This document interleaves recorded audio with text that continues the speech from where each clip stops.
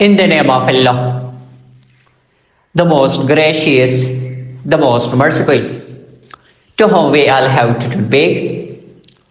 Honorable listeners and respectable audience, you know that we have started a series of linguistics. In linguistics, we commenced the chapter that is known as discourse analysis. Listeners and audience, today I am going to teach you the difference between cohesion and coherence. What is cohesion and what is coherence? All these will be discussed in today's topic. Listeners and audience, whenever we are talking about cohesion, cohesion is actually, it refers to the ties and connections that exist within the text to link one sentence with another and different parts of sentences together. It is like a glue or gum which holds the paragraph together, or it is like bricks and cement which make the building. If the bricks and cement they place in proper order, definitely the building will be built properly. Similarly, cohesion connects one sentence with another.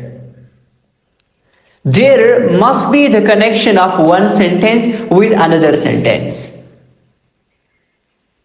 And whenever we are talking about cohesion, in cohesion we make the use of transitional devices, conjunctions, ellipses, and so many others. Listeners and audience, remember that cohesion has been divided into two types. The first type of cohesion, that is known as grammatical cohesion, and the next type, that is known as lexical cohesion. What is grammatical cohesion? Grammatical cohesion means the cohesion which is related to the structure of the sentence. On the other hand, when we are talking about lexical cohesion is related to the content of the text, the content of the paragraph, or even the content of the sentence. Listeners and audience, as I told you about grammatical cohesion, what things are included in grammatical cohesion? And grammatical cohesion includes substitution, conjunctions, ellipses, and also transitional devices. Listeners and audience, also references. First of all, let me tell you about reference. Listeners and audience, you know, in paragraph we have topic sentence, supporting sentence, and concluding sentence.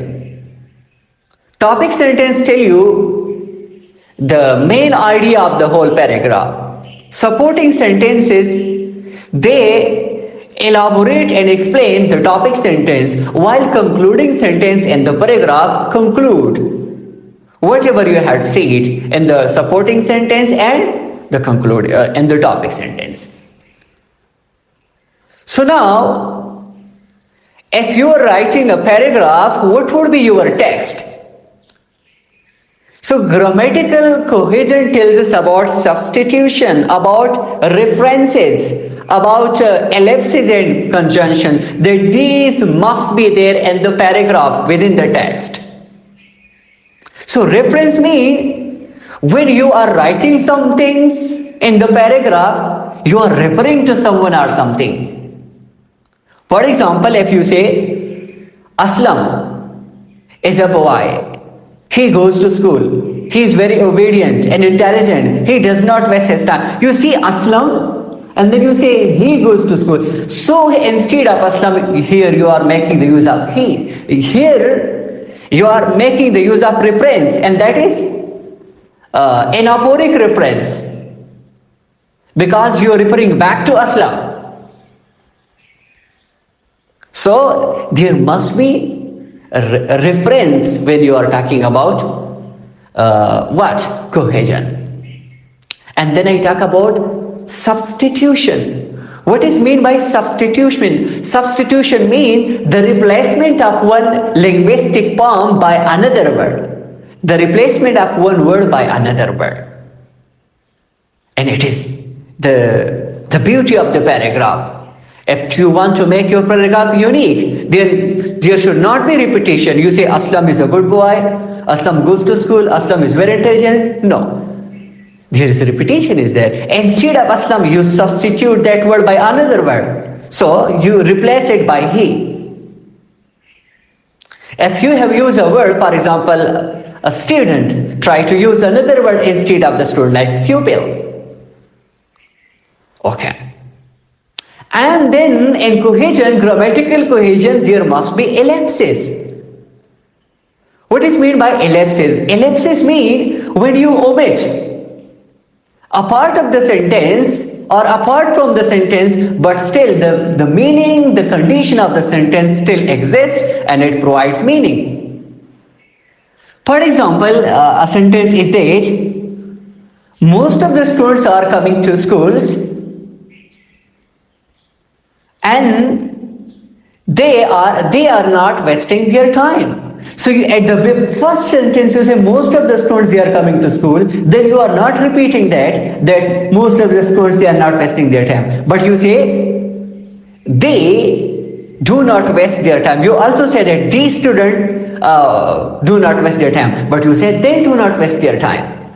So you omit the whole sentence and just put 2 or 3 words instead of it. Another interesting example of ellipses. For example, someone asks you, or all the students are coming to school? You say that yes, they are coming. You do not repeat the same question that yes, all the students are coming to school. So now you know that where ellipsis has taken place. So I talk about ellipsis, substitution, reference, and also conjunctions. Conjunctions, I will say that and, like but, therefore, anyway. Remember that conjunction also link one sentence with another, and it is also about the structure. Because as I say, grammatical cohesion tells us about the structure. And similarly, transitional devices must be there. Transitional devices in cohesion means that it connects one sentence with another and it tells us about the proper order. What are transitional devices? For example, in transitional devices include first of all, secondly, after that, furthermore, in addition to this, to conclude, in short, to summarize, etc. The next type of coherence which we have, the next type of cohesion which we have, that is lexical cohesion.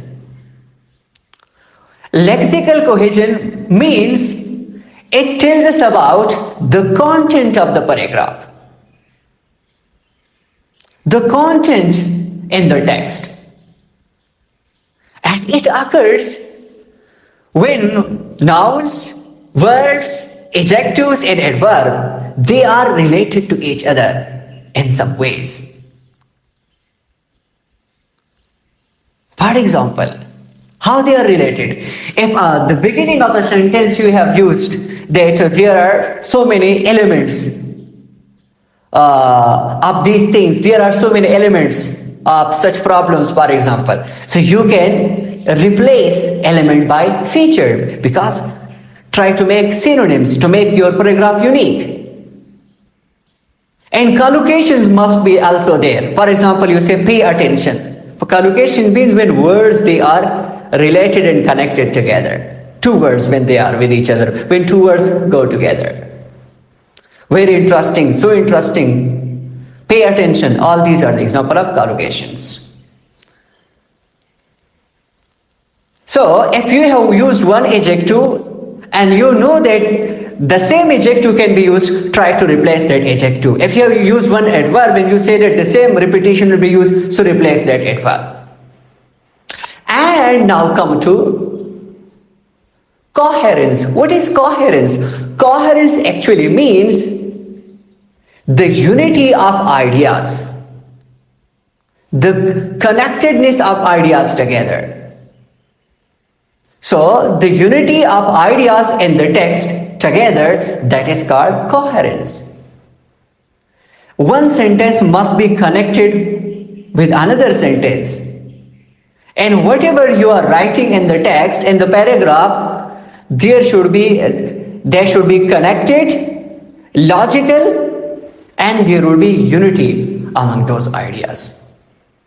Lessons and ideas. This will not clear to you until and unless I provide one practical example. For example, you see in the past example, as I provided, Aslam is an intelligent student. He goes to school daily. He does not waste his time. And he also prepare himself for exam. So here I'm talking about Aslam. So you see here unity among the ideas. But if I say, so there is also, you see, cohesion is also there and coherence also there. But there must be good cohesion if you are talking about, for example, and, therefore, secondly.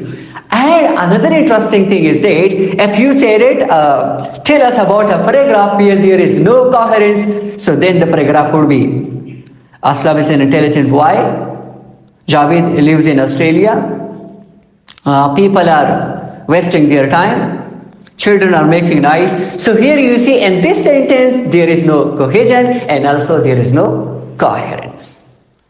So hope that now you know about the main difference between cohesion and coherence. That cohesion is the connection, structural connection among the text and the paragraph or within the sentences. It's not among the text, within the text. And also when we are talking about what? When we are talking about coherence, so coherence is the relatedness and the connection of ideas together, the unity of ideas together. So hope that this topic is clear to you. Thank you.